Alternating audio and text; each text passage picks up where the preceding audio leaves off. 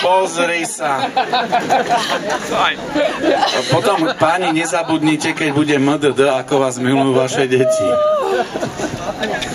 Poď. No Peťo, poď, daj, poď! Let's go out, ešte máš toto pivo. Pani, kľudne ste mohla ísť vy. Tu nejde o to, že nemá človek zuby, tam len zavádzajú vtedy. Peťo, Aha. poď! Máte lepšie zuby ako ja. Práve, že oni sa nesmejú, ale pozri sa, dávajú, skladajú to jak Rubikovú kocku. Tak to bolo toto ťažké slovo dobytky. Ale nealkoholickú zober, vieš, aby sa potom nevyhovárali, že kvôli tomu sa nedarilo. Sleduj túto, tak nenápadne.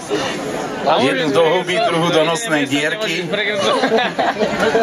Ale za chrbát nie, chlapi. Taký božský sír nebláznite. Aha, ešte sa pripravujem, pozri sa. Ešte večer budem dojedať. Dalo by to slivovicu. Dože nenažraný, ešte aj smadný si bude rozkazovať. My ti dáme zapiť potom žinčicou. Som štvrtý. Aj čaj zapíja posledný. Zvol metódu jednohubiek, možno ti dáme šparátko, len si nevypichni potom oči pri tom.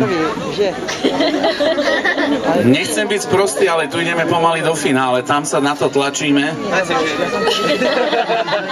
Tuto to vyzerá tiež zaujímavo, ale... No veď Peťo, čo za oraváka, nevieš si zjesť? Môžeš pregresnúť, to je jediné miesto, kde môžeš pregresnúť. My máme rieču brinzu na... Peťo, to smrdí normálne rozvodom. No a teraz to dotlačok, prehltni to z tých oných to akože úplne... No ešte nedopapalo. Ale som štvrtý, aj keby neviem čo.